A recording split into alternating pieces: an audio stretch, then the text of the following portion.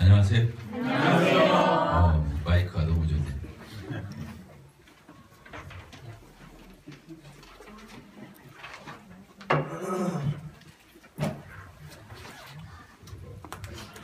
현경자매를 찾았는데 딱 있구나.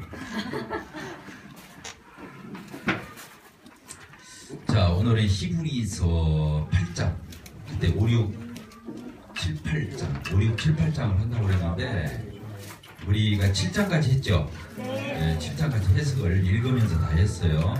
그래서 오늘은 8장을 이렇게 하면서 마무리 짓도록 하겠습니다.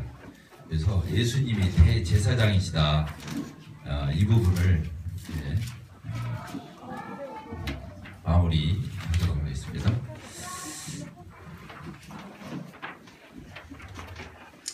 히브리서 8장 같이 한번 읽어볼까요?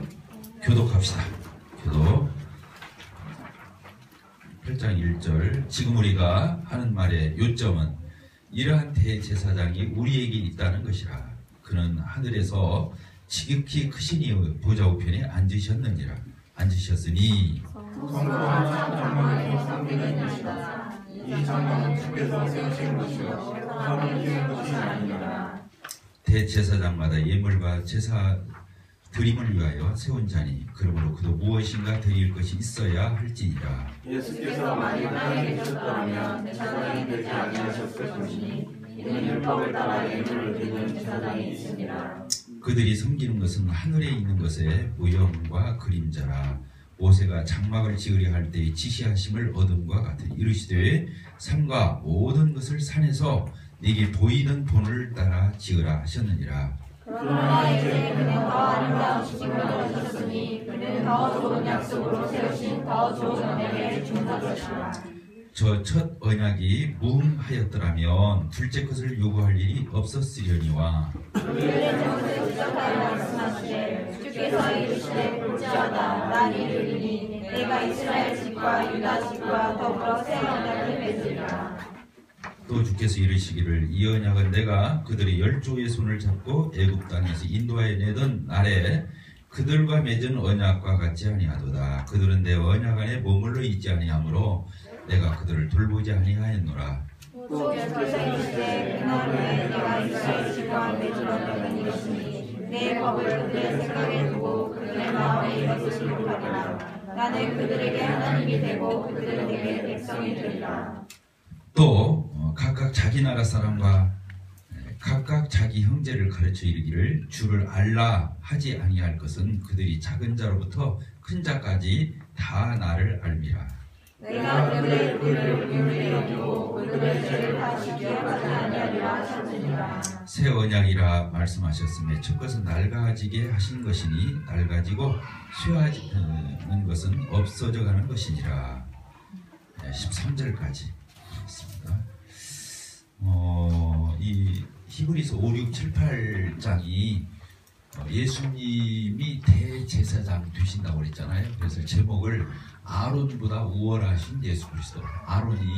아론과 아론의 자손들이 대제사장 역할을 했잖아요. 아무나 하는 게 아니라고 그랬죠. 어느 지파에 소속되어 있다고 그랬죠? 레위 지파. 그것도 레위 지파 안에 모세도 레위 지파였어요. 그런데 모세나 모세의 자녀는 대제사장이 될 수가 없었어요. 그 형인 아론과 그 아들들, 그 손자로 이렇게 이어서 대제사장이 될 수 있었죠. 대제사장이 될 수 있었어요. 그런데 예수 그리스도께서 대제사장이 되셨는데 예수님은 아론의 반차, 레위 지파에 속한 그런 걸 쫓아서 된 게 아니라 어느 반차를 쫓아서 됐다고 그랬어요?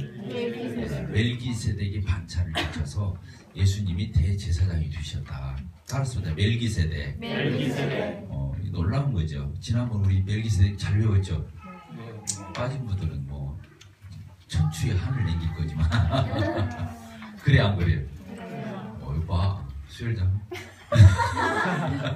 혼자 공부해봐요. 더 한번 해요. 더 오기를 가지고 멜기세덱이 도대체 뭐길래 그러냐. 근데 우리가 5, 6, 7, 8장을 하면서 멜기세덱에서 집중적으로 우리가 공부를 했죠. 멜기세덱이라는 말을 들어보기 어렵다고 했잖아요. 또 멜기세덱이라는 단어만 나와도 그 사람이 성경 좀 안 해? 이렇게 될 수 있다니까. 그래서 우리가 멜기세덱을 이렇게 했는데 멜기세덱의 그 법통을 따라서 예수님이 이렇게 대제사장이 되시는데 도대체 멜기세덱이 누구냐 이제 이렇게 했을 때에 멜기세덱이 구약 성경에서 두 군데에 나온다고 그랬어요. 창세기 몇 장? 14장. 그렇죠? 그다음에 시편 110편 이렇게 두 군데서 언급돼요. 짧게, 아주 짧게. 그런데 히브리서를 와보니까 5, 6, 7, 8장 막 여기에서 멜기세덱으로 도배를 하는 거야. 거의 대단한 거 아니겠어요? 그래서 이 히브리서 저자는 신구약을 관통하는 분이다. 이렇게 봐도 과언이 아니죠. 실제로 그 히브리서가 대단히 영적인 서신인데, 그리고 기독론, 뭐 성경 66권 중에서 히브리서면은 기독론이 뛰어나요. 기독론이라는 게 뭐냐? 그리스도론. 따라서 그리스도론. 예수님이 그리스도시거든요. 예수 그리스도는, 예수는 이름이에요.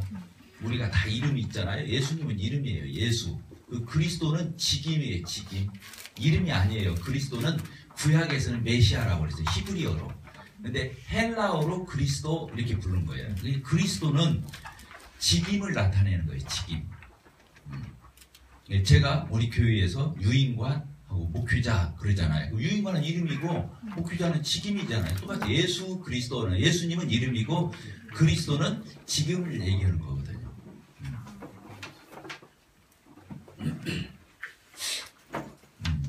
그런데 이 히브리서는 예수님이 왜 그리스도인가, 왜 메시아인가, 왜 구세주인가, 유일한 하나님의 보내신 유일한 그런 그 구세주로서 왜 그런가를 이 히브리서만큼 잘 설명하고 있는 데가 없어요. 아주 탁월한 이런 히브리서죠. 근데 이제 그 이스라엘 백성들이 그들의 삶 가운데서 가장 중요한 부분이 뭐였냐면 하나님 앞에서 제사였어요. 제사. 따라서 제사. 그러니까 주인인 인간이 하나님을 만날 수 있는 방법은 제사밖에 없었어요. 주인인 인간이, 이 더럽고 추한 인간이 하나님, 그 거룩하고 영광스러운 하나님 앞에 나갈 수가 없다고요. 뭐 때문에? 죄 때문에 못 나가는 거거든. 근데 이 죄를 해결할 수 있는 그 하나님과 우리 사이의 접촉점이 뭐냐? 제사를 통해서 죄를 해결했거든. 그러니까 제사를 통해서 하나님이 만나시는, 그러니까 제사를 드리는 곳이 어디였냐면 성막이었어요. 따라합시다. 성막. 그리고 이제 이게 가나안 땅에 들어가가지고 정착을 하면서 다윗 왕이 생각을 한 거예요. 텐트에서, 하나님이 텐트에 있었거든요. 성막이 뭐냐면, 막이 텐트라는 뜻이거든요. 뭔 말 알겠죠? 근데 하나님이 텐트에 계시면 되겠어? 그러니까 집을 지은 거예요. 자기 왕궁을 짓기 전에 하나님 집부터 지어야겠다. 그래서 성전을 지으려고 하는 마음을 다윗 왕이 먹은 거잖아요. 그런데 하나님이 다윗 왕은 통일왕국을 이루면서 너무 많은 피를 흘렸어. 이 적군을 많이 물리치고 전쟁을 해서 승리하면서 너무 많은 사람을 죽였기 때문에, 네가 너무너무 훌륭한 왕이고 대단한 사람이라 할지라도 너는 내 집을 지을 수가 없다. 네 아들로 인해서 지켜라. 그게 누구예요? 솔로몬이 성전을 지었거든요. 이해가 되시죠? 네, 솔로몬이 그래서 성전을 지은 거예요. 근데 준비는 누가 다 해주냐면 다윗이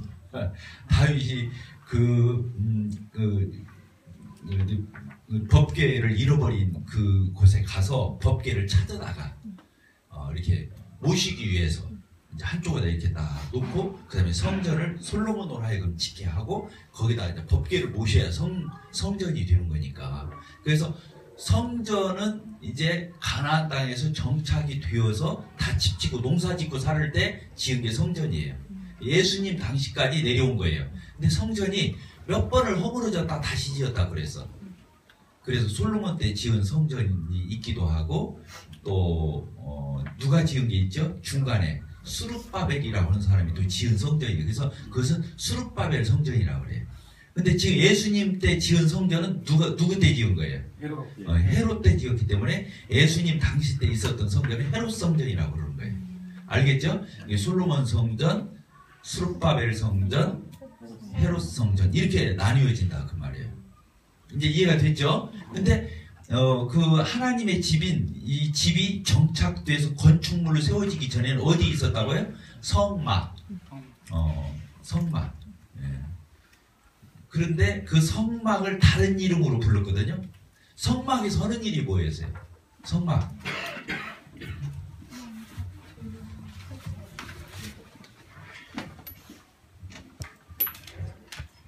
자, 성막 이렇게 되어 있죠. 이거 봐, 이거 준비 봐라 이거.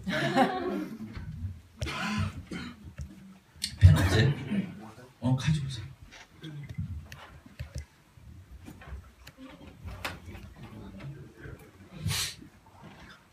그래서 자 저를 보세요. 그 성막을 다른 말로 휘막이라고 불렀어요. 따라서 휘막. 휘자가 만날 휘, 모일 휘 그래요. 알겠죠? 뭐라고요? 휘막이 뭐라고요? 만날 휘, 모일 휘. 우리가 휘연다고 할 때 휘자를 쓰는 거예요. 그 휘자가 만날 휘,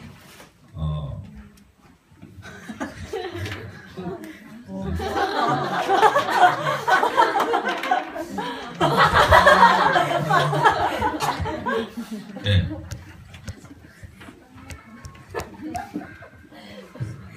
자, 이게 성막이에요. 이게 성막. 근데 이 성막을 다른 말로 뭐라고 불렀다고 했죠? 휘막. 이 성막을 나중에 가서 이건 막이 텐트니까 하나님의 집인 텐트인데 이건 계속 이동을 했단 말이에요. 광야에서. 그러니까 불기둥, 구름기둥으로 하나님께서 이스라엘 백성들을 광야에서 이렇게 인도할 때 구름기둥이 머무르면 어떻게 했어요? 거기다가 진을 쳤잖아요. 이스라엘 백성, 성막을 거기다 이스라엘 백성들 중앙에다가 딱 텐트를 치면 이스라엘 백성들 12지파가 그 성막을 센터로 해가지고 쭉 지파별로 이게 삥 둘러서 텐트를 쳤다고요. 이 말 알겠죠? 그런데 이 성막이 텐트였기 때문에 이동할 때는 그렇게 했다고 그랬잖아요. 근데 정착을 했다고 했죠? 어디 가서? 가나안 땅에 들어가서 이제 정착을 했을 적에는 뭘 지었다고요? 성전. 이게 집을 지었다 그 말이에요. 성전을 지었어요. 그런데 이 성막을 휘막이라고 부른다고 그랬잖아요. 이 휘자가 이런 휘자예요. 이런 휘. 회의할 적 휘자란 말이에요. 이걸 영어로는 뭐라고 하냐면 미팅이라고 해요. 미팅 터버나클. 미팅 터버나클. 미팅이라는 말이 뭐예요? 만나다. 네? 서로. 그러니까 주인인 인간이 하나님을 만나는 장소가 어디였다고요? 이 성막 휘막이었다고요. 이 휘막. 여기에서 하나님 만났는데 뭘 통해서 만났다고요? 이 휘막 성막이 뭐 드는 곳이냐 말이야? 제사 지내는 거예요. 제사. 누가? 주인인 인간이 누구에게? 하나님께 제사 지내는 거예요. 근데 주인인 인간이 하나님 앞에 직접 못 가니까 중간에 역할을 하는 인물이 있었는데 그 사람을 뭐라고 한다고 그래요? 제사장이라고 그랬다면 제사장. 근데 이 제사장 중에서 이제 우두머리 그 대표성을 띄는 제사장을 대제사장 이렇게 1년에 한 번의 그 대속주일에 그 지성소까지 나갈 수 있는 사람을 대제사장이라고 이렇게 불렀어요. 알겠죠? 이 대제사장을 주인과 하나님 사이에 제사를 드려주는 대제사장, 제사장을 뭐라고 한다고요? 중보자 그런 거예요. 중보자. 하나님과 주인 사이에 중보자, 중간 역할을 하는 자라는 뜻이에요. 그런데 그래서 이 제사를 통해서 무엇을 해결한다고 했어요? 주인의 죄를 해결하고 하나님 앞에 걸어가시는 하나님 앞에 나갈 수 있었다는 거예요. 만날 수도 있고 나갈 수도 있고. 근데 이게 성막이잖아요. 이쪽이 동쪽이라고 쳐봐봐요. 이쪽이 서, 이쪽이 뭐예요? 남, 북. 그렇죠? 동서가 바뀌었잖아. 그러니까 남북도 바뀌어야 되겠죠. 이제 보통 성막 그림을 이렇게 그리고 근데 이쪽 동쪽에 뭐가 나 있어요? 문이 나 있지, 문. 게이트. 문이 나 있단 말이에요, 문.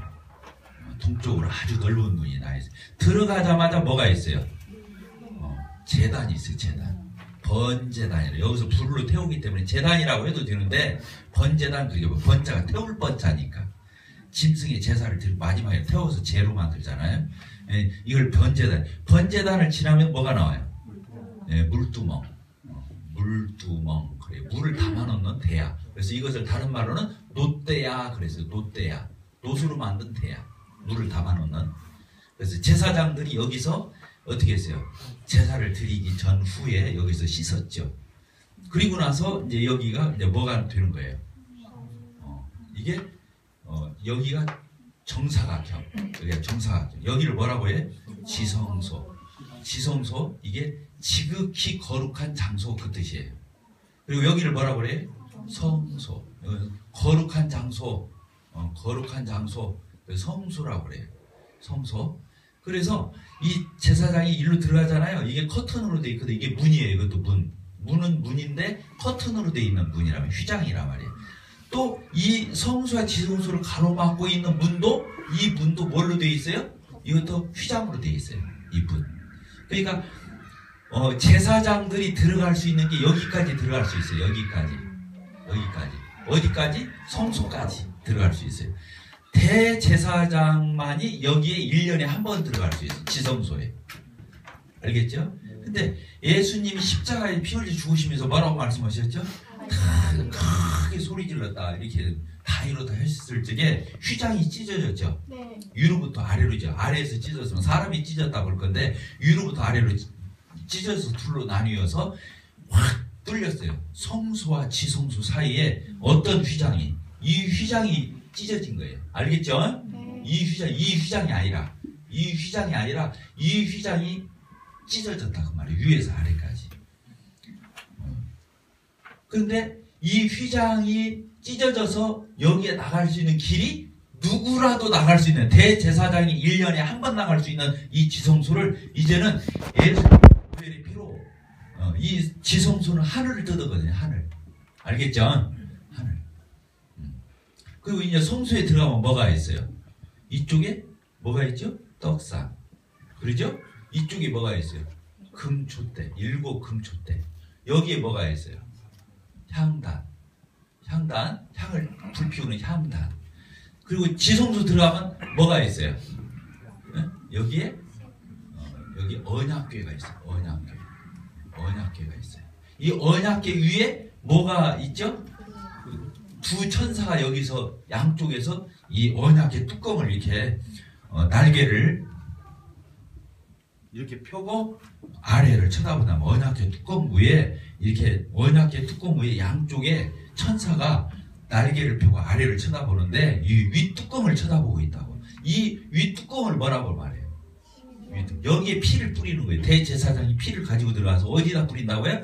이 언약궤 윗뚜껑 카바 그 위에다가 뭘 뿌린다고요? 피를 뿌리는 거예요. 이 피가 뿌려지는 장소를 뭐라고 하냐면 시은소, 시은좌 이렇게 하는 거예요. 하나님의 은혜가 베풀어져요. 이 시자가 베풀어진다는 시자예요. 은혜가 베풀어져요. 그래서 죄사함을 받고 하나님 앞에 받아들여지니까 은혜가 베풀어진 거예요.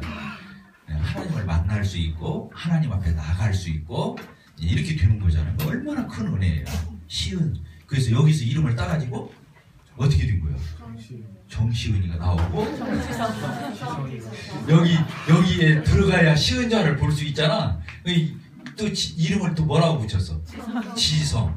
그 다음에 정시은. 이름이나 알고 불러야 돼. 내력을 알아요. 그러니까 그 부부의 신앙이 얼마나 깊은지 그 수준을 보면 알 수 있겠죠. 나는 디도비비라고 지었는데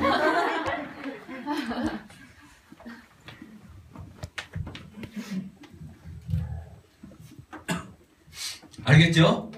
대충 이제 눈에 들어왔어요? 그런데 이때 중요한 게 누구라고요? 대제사장. 예수님이 대제사장 되신다.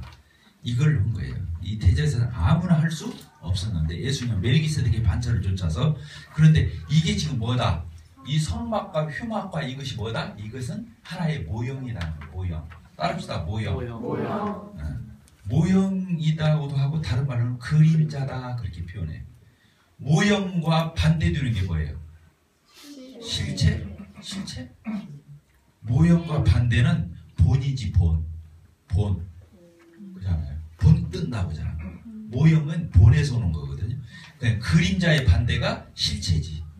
실체에다가 그 빛을 비췄을 적에 그림자가 나타나잖아요. 그래서 실체와 그림자, 본과 모형 이렇게 되는 거예요. 이 모형이란 말은 샘플이라는 뜻이에요. 샘플. 이 모형과 본을 떠서 그 모형을 만들어. 그러니까 우리가 아파트를 진짜 지으면 이제 들어가서 아파트를 들어가서 살기 전에 계약을 하는데 이제 우선 한번 볼 수 있고 그걸 뭐라고 말해요? 모델하우스. 그걸 모델하우스가 샘플이잖아요. 그와 같이 했는데 이 구약에 있는 모든 것들은 다 뭐다? 그림자고 모형이라는 거예요. 이 실체와 본은 누구라는 거예요? 예수 그리스도. 예수 그리스도가 실체고 본이라는 거예요. 이런 비교를 한 거예요 지금.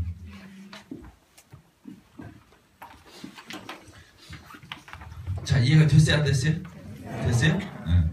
그러니까 대충 이런 배경을 알아야 이 히브리서를 우리가 공부하고 들어갈 수가 있어요. 그런데 제사를 드리는 데 있어서 아주 중요한 것이 있어요. 세 가지가 있어요. 그걸 여러분들이 알아야 돼요. 제사를 드리는 데서 필수 요소가 있는데 그 세 가지가 뭔지 알겠어요? 첫째는 제사장. 제사를 드려주는 사람. 그 다음에 제사를 드리는 장소. 그게 뭐예요? 제단, 성소, 성막 이렇게 부를 수 있어요. 이게 장소. 그 다음에 제물. 거기에서 제물을 드려야 하잖아요. 그러니까 3요소. 제사를 드리는 데 있어서 셋 중에 하나만 빠져도 제사가 이루어질 수가 없어요. 첫째는 제사장, 제단, 제물. 따라서 합시다. 제사장, 제단, 제물. 이 세 가지가 갖춰져야 제사가 이루어진다니까요. 그런데 이 세 가지가 다 구별되어 있다는 거야. 아무나 갖다 그렇게 할 수가 없어요. 아까 대제사장, 제사장 아무나 될 수 없었잖아요. 구별되어야 된단 말이에요. 그 다음에 제단도 아무한테 가서는 제단을 쌓을 수가 없어요. 꼭 여기 와서 번제단에서 제물을 드려야 돼요. 그렇죠?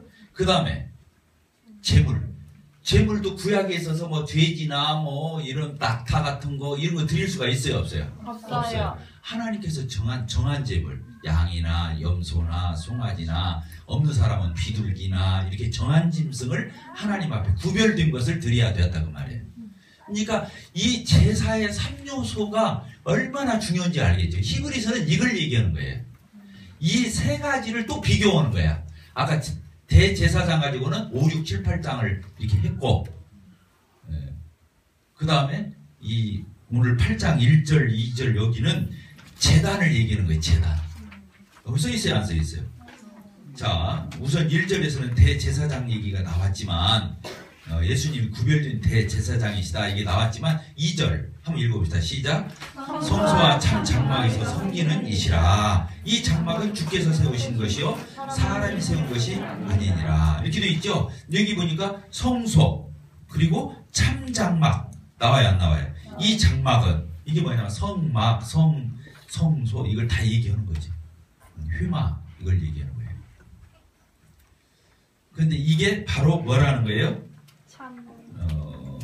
본이 아니고 5절에 써있죠?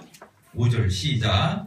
그들이 섬기는 것은 하늘에 있는 것의 모형과 그림자라. 이게 진짜가 아니라는 거예요. 모세가 이렇게 장막을 이 장막, 이게 성막, 이 휘막을 지으려 할 때 하나님께서 실제로 본을 보여줬어요. 이 본을 보여주면서 너는 그것을 뻗어가지고 만들어. 이렇게 한 거예요. 그것이 성막을 만든 거예요. 그때 만들었던 사람들 중에 그 지휘관, 감독자들이 있었죠. 두 사람 있었죠. 기억나요? 안 나요? 부살렐과 오홀리압. 생각나요 안 나요? 있었잖아요. 그 두 사람이 그 감독자를 했잖아요. 그러니까 모세가 이제 자기가 본 그 시내산에 올라가 가지고 그 본을 보면서 이제 모형으로 옮겨야 되겠는지 누구한테 그걸 시켰다고요? 부살렐과 오홀리압에게 자세히 설명을 해준 거예요. 내가 가서 봤는데 이렇게 만들어야겠더라. 그 사람들이 또 영감이 있으니까 지혜가 있고 성령이 충만하니까 모세 말을 잘 알아듣고 옮겨서 만든 사이즈 같은 거 이런 거 다 해서 만든 게 성막이단 말이에요. 됐죠? 예. 이렇게 그 예수님에 대해서 3절에도 보게 되면 대제사장마다 예물과 제사 드릴 것을 위하여 세운 자니 그러므로 그도 무엇인가 드릴 것이 있어야 할지니라. 그러면서 예수님이 뭘 드려야 돼요? 이 땅에서 제사장은 짐승의 피를 드려야 돼요. 따라서 짐승의 피를 드려요. 예수님은 뭐를 드려야 돼요? 짐승 드려야 돼? 양 잡아야 돼? 소 잡아야 돼? 예수님 뭘 드려야 돼? 자기 몸. 따라서 자기 몸이 제물이에요. 놀라운 거예요. 예수님이 아까 대제사장이 누구였어요? 예수님이 십자가에 죽을 때 대제사장이 누구였어? 예수님이었어요. 예수님이 자기가 자기 몸을 제물 삼아서 대제사장이 또 되어서 그 다음에 예수님이 제단도 되신 거예요. 예수님이 성전이시고 따라서 예수님이 성전이시다. 예수님이 뭐라 하냐면 저 예루살렘에 있는 성전을 가리키면서 저 성전을 허물어라.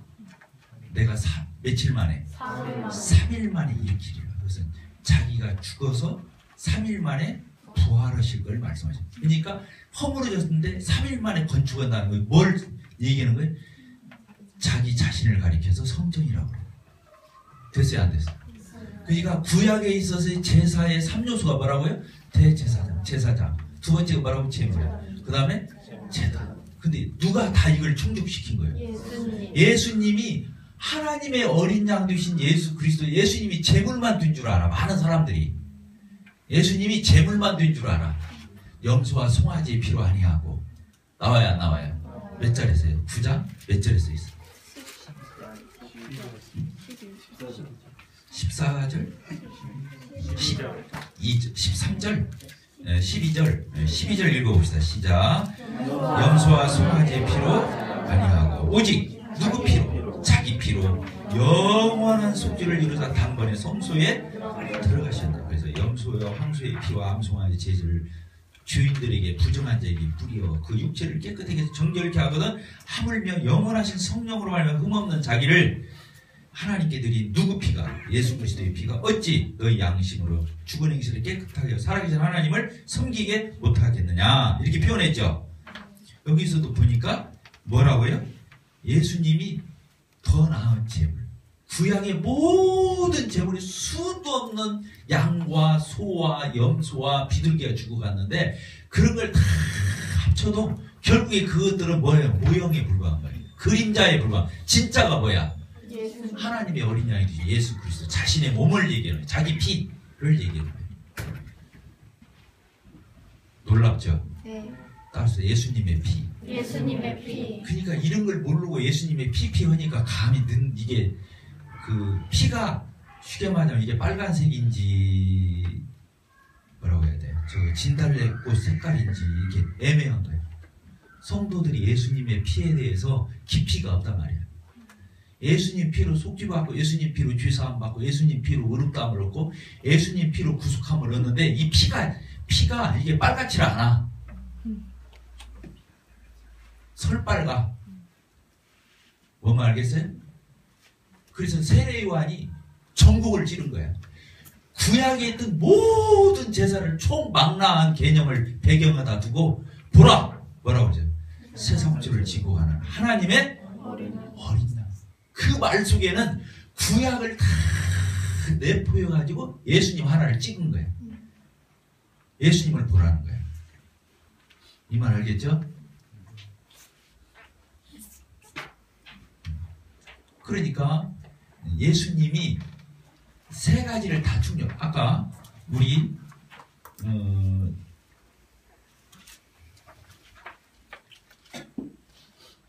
12절 아까 읽었죠. 염소와 송아지의 피로 아니하고 이렇게 돼 있죠. 거기 보니까 이건 재물을 얘기한 거잖아요. 따라서 재물 되신 예수 그리스도. 근데 그 바로 앞절을 봐봐요.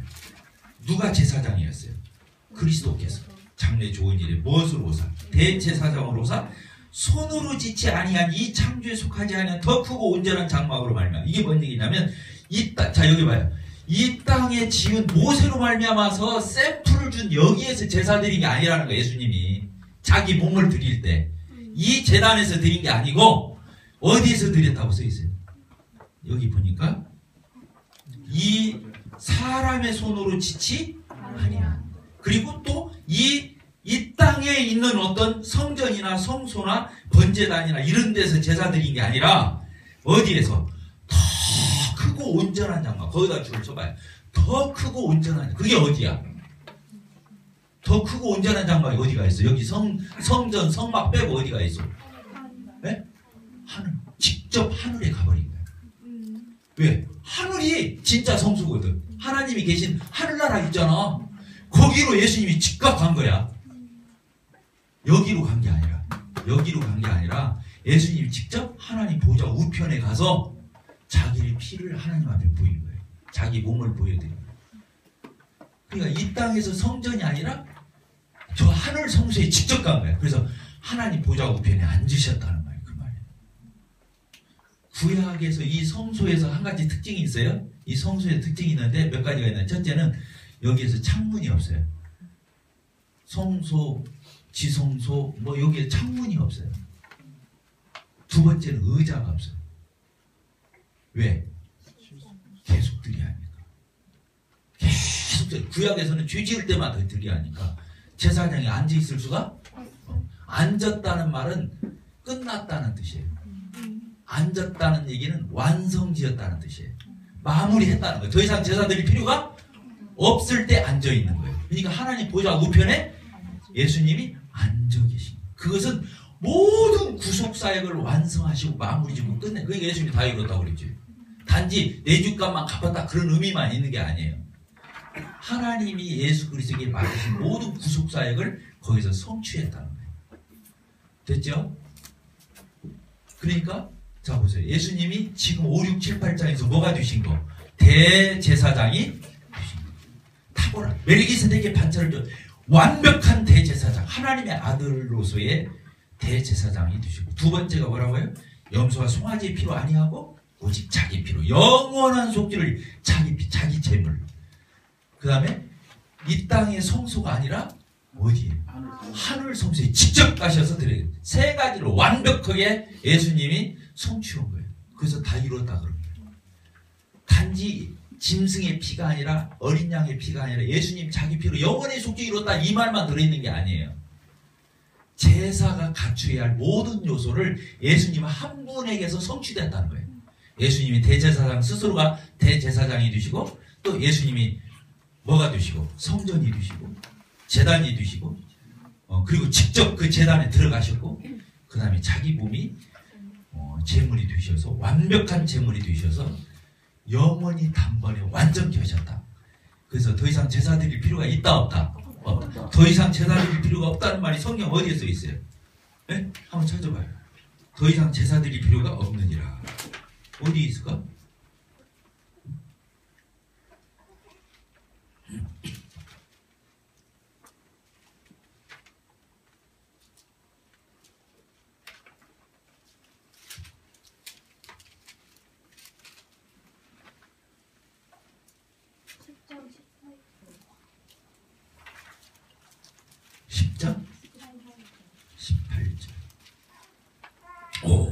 박수 한번 쳐줍시다. 예수님의 피로 죄 사함 받은 사람은 다시는 하나님이 죄를 기억을 않거든. 바로 17절에 써 있죠. 그들의 죄와 그들의 불법을 내가 다시 기억하지 아니하노라. 그러니까 제사 드릴 필요가 없죠. 이것들을 사하셨은즉 다시 죄를 위하여 제사 드릴 것이 없느니라. 더 이상 그러니까 앉아 계신 거예요. 그러니까 앉아 계신 거예요. 네.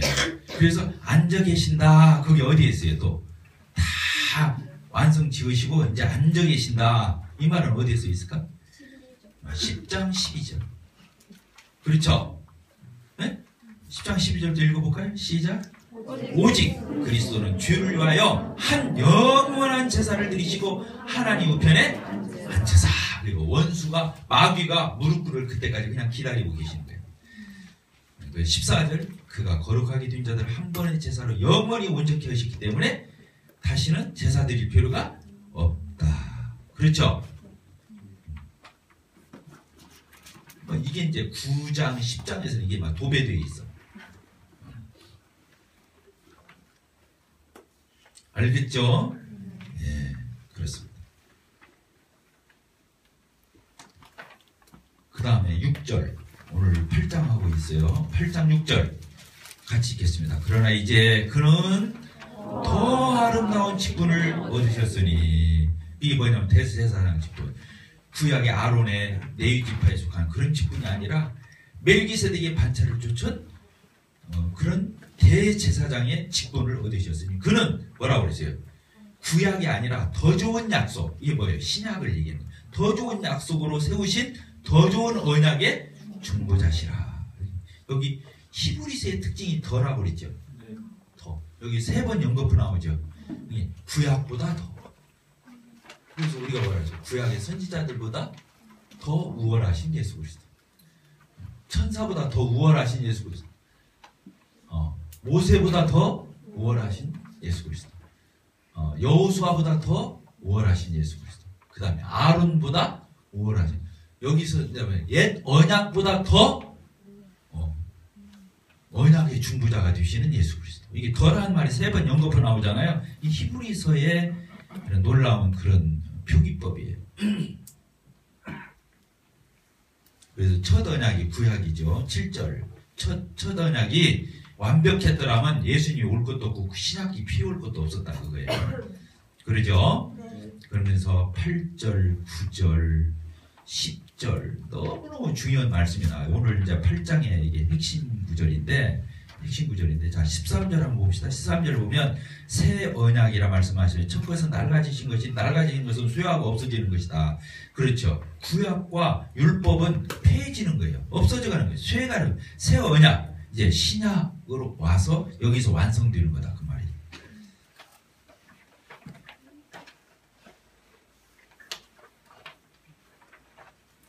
자, 구약의 이제 대표가 뭐냐면 옛 언약인데, 그때 이제 상징적으로 준 것이 모세한테 뭘 줬어요? 십계명을 줬죠. 십계명을 어디다 새겨서 줬죠? 돌판에다 새겨가지고 줬죠. 근데 이스라엘 백성들이 지켜요, 안 지켜요? 안 지켜요. 수도 없이. 모세가 들고 나와서 보니까 금송아지 만들어 놓고 춤추고 막 그다 저러고 있고 보니까 던져가지고 깨뜨려 버렸죠. 다시 받아가지고 나왔잖아. 돌판에 새긴 율법은 사람을 변화시킬 수 없어요. 어길 수밖에 없어요. 왜? 옳은 말은 써있는데 옳게 살 수 있는 힘을 못 줘. 율법의 특징이에요. 율법은 옳아요. 옳은 말만 써있어요. 율법이 절대 나쁜 게 아니에요. 율법은 의롭고 선하고 거룩하고 그런 거예요. 율법이 나쁜 거 아니에요. 하나님의 율법과 십계명은 다 옳은 말만 써요. 옳은 건 하라, 옳지 않으면 하지 말아라. 다 맞아요. 그런데 우리로 하여금 그렇게 옳은 것은 하라고 옳지 않은 건 하지 말라고 하면서 그걸 지킬 수 있는 힘까지는 못 주는 거야. 그게 구약과 신약의 차이예요. 근데 예수님을 믿으면 어떻게 돼요? 예수님을 믿으면 하나님의 말씀이 마음판에 새겨져요. 돌판에 새겨지는 게 아니고 어디에? 내 마음 저 인격의 자소인, 인격의 저 근본 처소인 내 인격의 중심이 저 마음판에 하나님의 말씀이 기록된다는 거예요. 너무 진지해서 1분만 쉬었다 합시다. 나를 어떻게 막 쳐다보는지.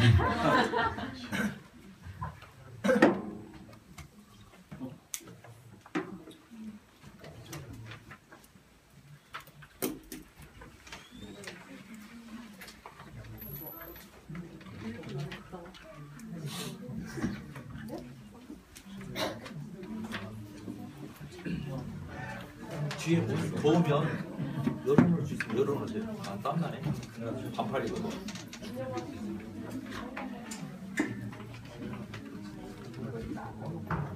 자, 시작할 거예요. 빨리 화장실 갔다 오세요.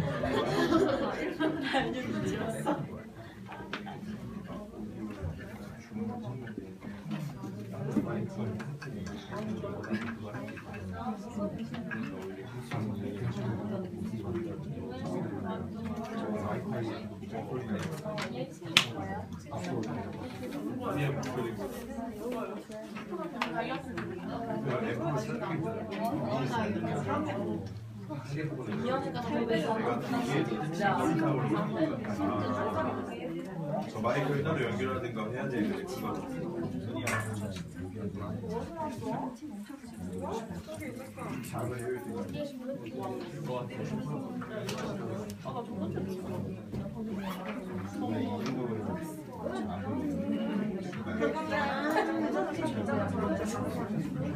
자, 시작합시다.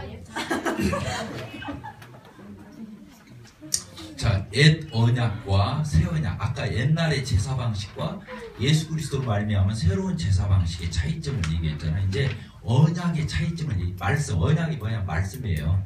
구약에서는 말씀 어디다 새겨줬다고요?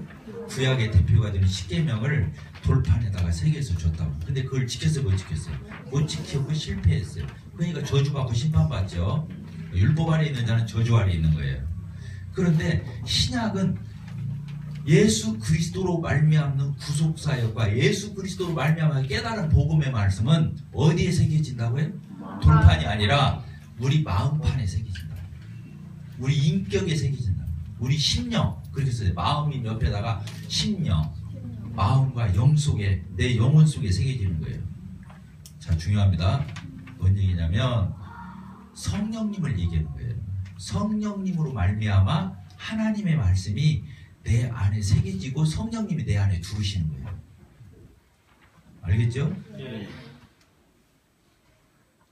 성령님은 우리에게 복음으로 말미암는 하나님의 약속의 말씀을 우리에게 깨닫게 하시고 내 마음판에 새겨지게 하셔서 내 껍데기만 치장하는, 뭘 지키고 안 지키고 뭐 행하고 안 행하고 뭐 벌 받고 안 받고 이런 문제가 아니라 내 마음의 중심에서 변화를 일으켜 주셔요. 그래서 복음을 깨달은 사람이 마음의 변화가 없는 것은 구원이 아니에요. 우리가 아무리 복음을 따르러 입에 번지르르게 말하고 정답돼도 그걸로 구원이 될 수는 없어요. 물론 중요하지만. 그럼 뭘로 구원받아요? 성령으로 따릅니다. 성령으로. 하나님의 복음의 말씀이 내 마음판에 새겨지고 내 심령에 역사하는 것이다. 그래서 복음은 근본적으로 변화되는 걸 얘기하는 거예요. 껍데기 변화되는 건 도덕윤리예요. 도덕윤리. 우리는 도덕윤리자들이 아니에요.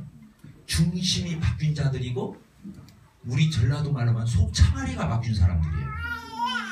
창아리라는 말 알아들어? 창자. 창아리를 창자라고, 창시라고도 하고 창자라고도 하고 그러는데 알겠죠? 구원은 우리 껍데기 바꾸는 게 아니라니까. 새마을 개선사회 아니에요. 쓰레트나 얹어놓고 집 새로 페인트나 칠해놓은 거는 깨끗한 집 비춰지고 이런 게 아니에요. 싹 허물어버리고 다시 짓는 걸 얘기하는 거예요. 알겠죠? 그래서 이것을 다른 말로는 거듭난다 그러면 따르다. 거듭난다. 이것은 우리가 옷 갈아입듯이 뭐 옷 빨아입고 이런 수준이 아니에요. 새로 출생하는 거예요. 하나님의 아들 딸로 새로 태어나는 거예요. 뭘로? 성령으로 거듭나는 거예요. 성령으로 거듭나는 거예요.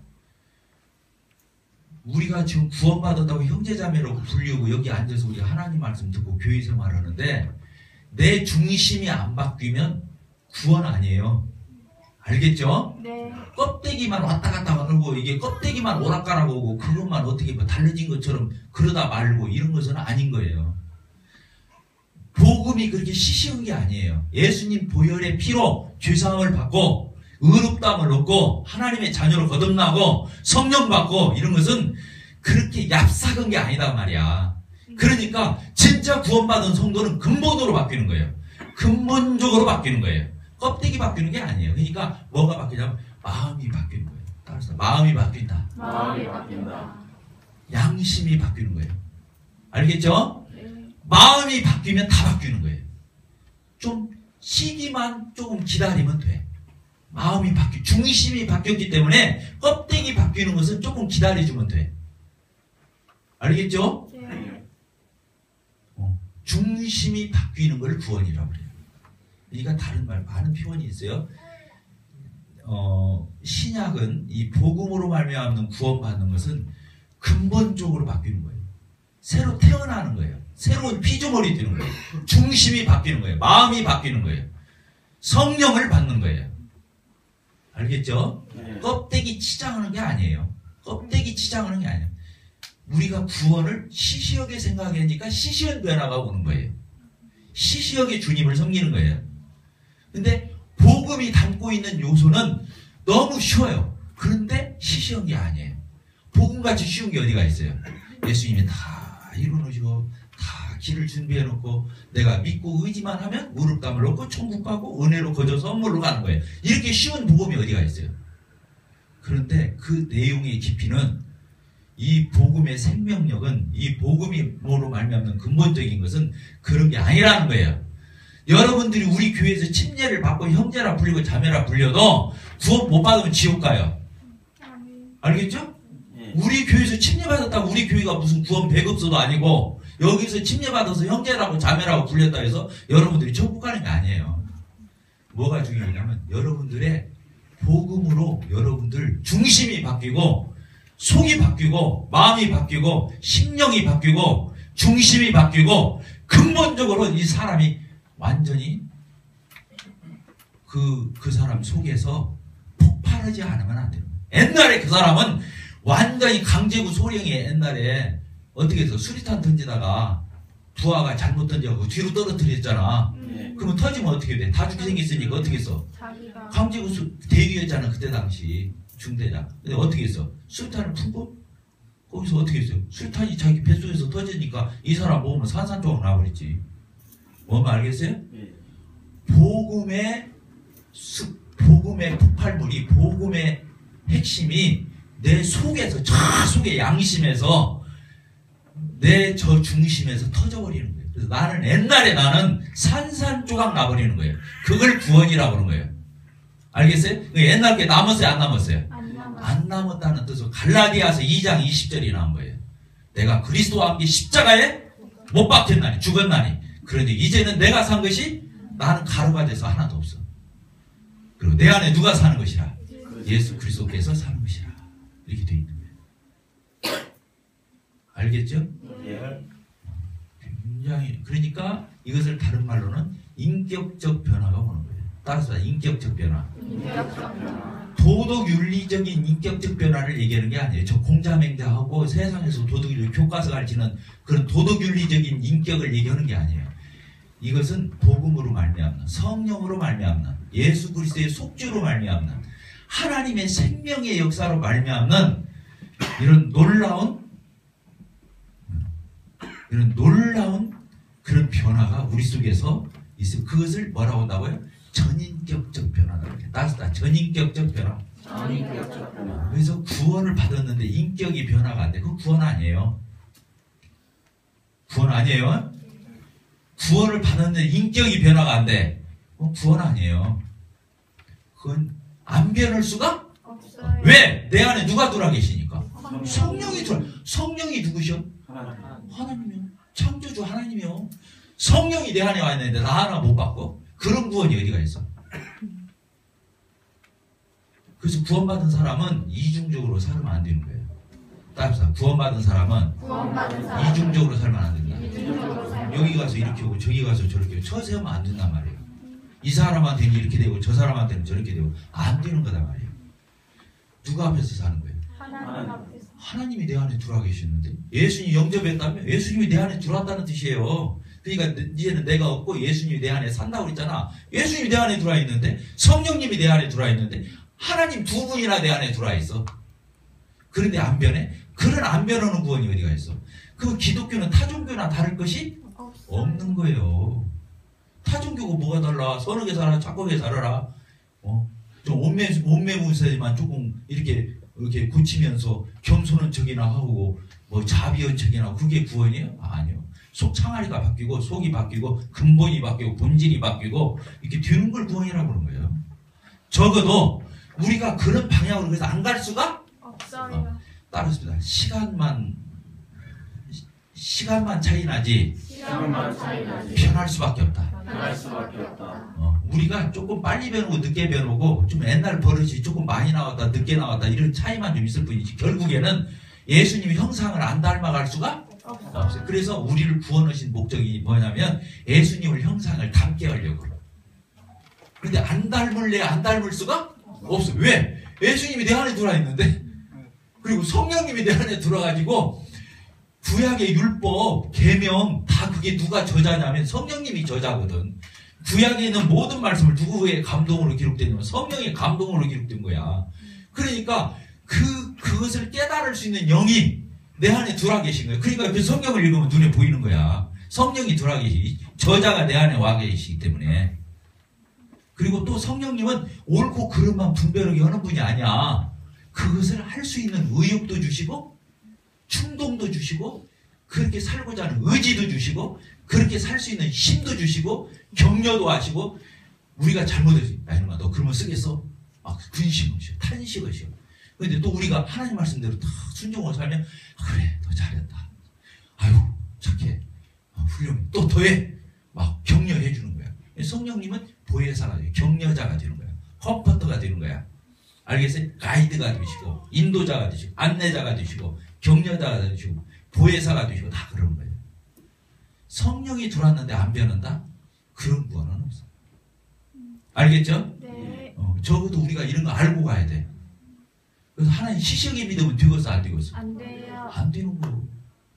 맨날 오락가락 그러는 거. 그건 생명이 없기 때문에 그런 거. 성령이 없어서 그런 거예요. 그건. 물론 나는 완벽해야 한다는 걸 여러분들한테 얘기하는 게 아니에요. 오해하지 말아요. 또 내일부터 우리 교회 안 나와야겠다. 나 구원 못 받았는가 봐. 이건 내가 설교한 의도가 아니야. 이 말 알겠죠? 네. 적어도 여러분들은 그 시차의 문제만 있을 뿐이지 그 방향으로 안 갈 수가 없다는 거예요. 깃대를 이미 승리의 깃발을 저 꼭대기에다 꽂아놓고 내가 등산하는 거라니까. 전투를 하는 거야. 가봐야 하는 것이 아니에요. 우리는 확정된 싸움을 하는 자들이에요. 여기 보니까 10절 뭐라고 그랬어요? 시작. 또 주께서 이르시되 그날 후에 이게 구약 후에 신약 시대에 이 뜻이야. 내가 이스라엘 집과 맺을 언약은 이것이니 이게 신약 새 언약이야. 이것이니 내 법을 어디에다가 그들의 생각 인격의 중심인 생각 그들의 마음에 이것을 기록하라. 나는 그들에게 하나님이 되고 그들은 내게 백성이 되라. 그래서 진짜 하나님과 백성이 되고 아버지가 되고 자녀가 되고 이렇게 진짜 관계가 맺어지더라는 거예요. 그래서 11절 시작. 또 각각 자기 나라 사람들과 각각 자기 형제를 가르쳐 이르기를 주를 알라 하지 아니할 것은 그들이 작은 자로부터 큰 자까지 다 나를 알미니라. 이 말이 뭔 말이냐면 성령이 안에 계시기 때문에 지금 여러분들한테 성경 공부하니까 더 확실히 알아질 뿐이지 없는 거 가르쳐주는 게 아니야. 속으로는 여러분들도 대충 감지하고 있는 걸 여기서 더 명쾌하게 드러내서 확정해 줄 뿐인 거야. 여러분들 속에도 사실은 이런 내용들을 어렴풋이든 어쨌든 간에 다 아는 마음이 다 있어. 근데 이 자리에서 터놓고 말하기 때문에 여러분들이 더 확증이 되는 거예요. 그러니까 사실은 가르쳐 줄 필요도 없다는 거예요. 왜? 저자가 속에 와 있는데. 됐어요? 그래서 요한일서에서 그런 말씀이 있다 했잖아. 요한일서 몇 장 몇 절이요? 응? 가르쳐 줄 필요가 없다. 응? 요한일서 2장 27절.